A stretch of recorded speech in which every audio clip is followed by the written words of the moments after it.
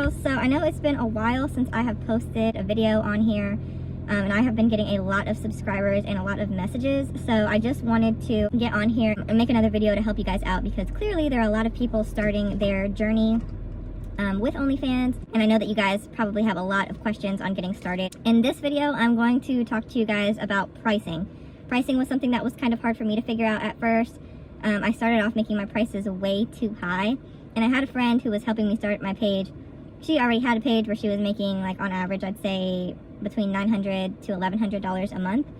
And she knew that my prices were too high. She told me, but she was like, go ahead and test them out and see how it works. And of course she was right, because she had been doing this for a while. So I'm going to share my pricing menu with you guys. I'll kind of go through like why I chose those prices and why they work. Quick disclaimer, I know I just mentioned that pricing menu. Pricing menus are super important, not only for your subscribers, but for yourself.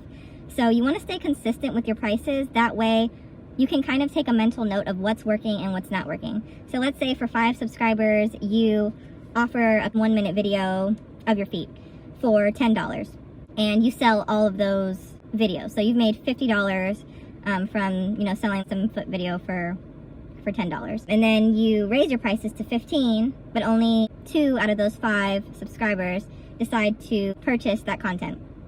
So that would be a $30 profit. That's a really simple example of how to kind of keep track of what's the most profitable for you. So I know you're thinking, well, I'm not going to sell myself short. I'm going to price it as high as I can because I know my worth. Period. You know your worth, you know your quality, but it might be worth it, depending on the amount of effort and your comfortability with the content, to consider having lower prices so that way you can make the most money overall. So this is going to go for custom videos and pictures. It's also going to go for PPV content. So PPV is what's known as pay-per-view, which to me is similar to custom content, except it's not like made to order. How can I explain this the best? What is the difference between custom content and pay-per-view content? So custom content is, let's say you've got your page set up, you get a message from someone and they say, hey, I love your feet content.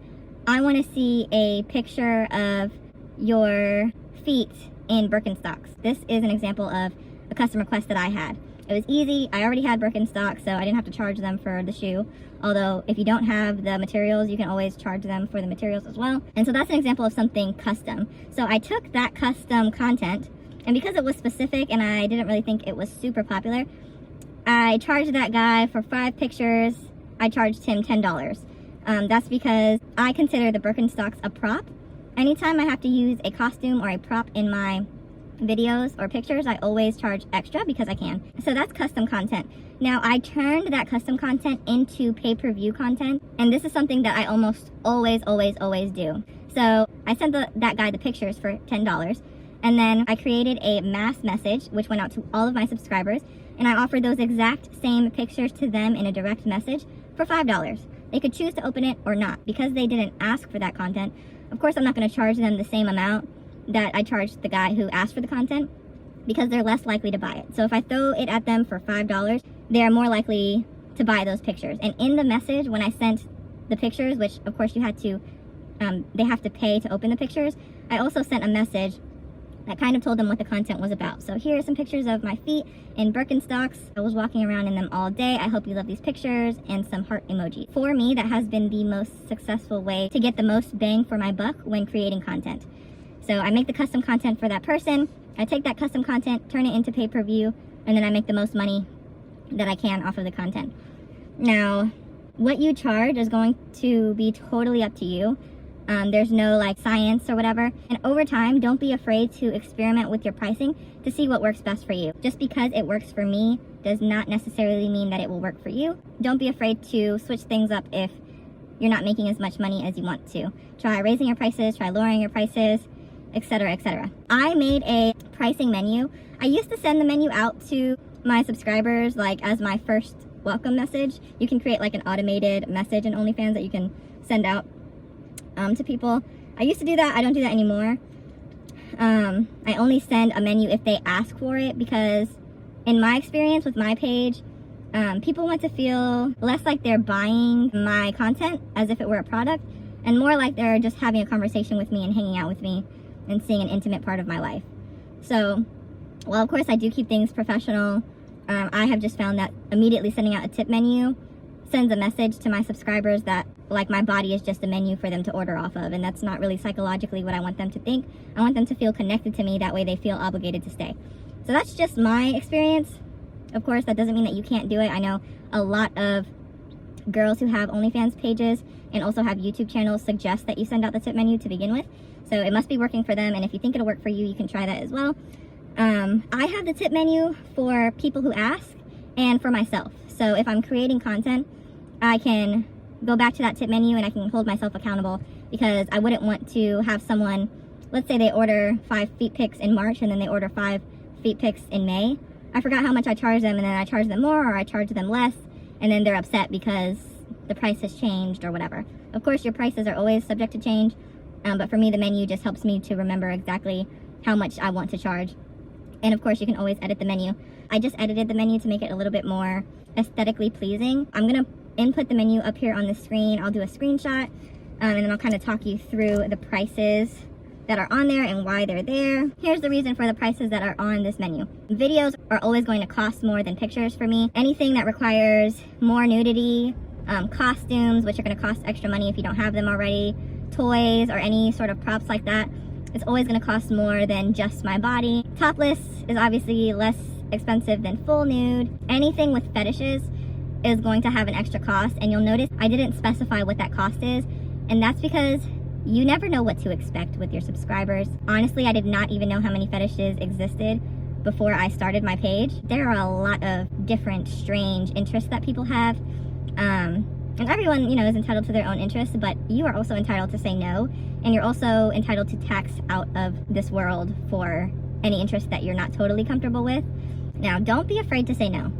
If someone wants you to do something, like I had someone who wanted me to put ants on my feet. I hate bugs. So I told him that I would do the video for $200. It was too much for him, so he said no. That was fine with me, because honestly, I didn't want to do it, but I would have done it for $200. There are lots of girls with different pages. Somebody out there on the internet will do it for them. Trust and believe that. So if you don't want to be that person, don't be that person. And if you absolutely will not do a certain type of fetish for anything under than X amount of money, do not settle. Do not let your subscribers negotiate with you. Well, how about you take $5 off and I promise I'll buy another one. Or I know another girl who didn't charge that much. Or, oh, all you care about is the money. Yeah, absolutely. You're right. And that is fine. Do not let these people sucker you out of your money, because at the end of the day, they signed up to see your content and they paid for it. That's an expectation. This is not a charity. If they want to see something for free, there are so many websites on the internet where they can go and see something for free. This is top quality, custom content. It's worth whatever you decide it's worth. So stick to your guns. Don't let these people negotiate or try to haggle with you. It's not a flea market. It's your page and it's your choice. If someone is bullying you or making you feel uncomfortable, you can always just block them and ban them, and they can never see your content again. But yeah, if anyone needs help with like deciding pricing, or if you want a pricing menu that is designed just for you, you can always leave a comment, or you can email me. I'll leave my email down below in the description box too. I do create flyers with sales, your cover art for your page, discount code flyers for you to do advertising, trailers, anything that you need help with, just email me down below. Or if you have any specific questions about your page, you can always comment your question and I'll be more than happy to answer them for you. Again, the whole reason I created this page was because when I started, I didn't really have any help and I didn't know what to do. So I'm more than happy to help you guys figure that out. I also do one-on-one consultations.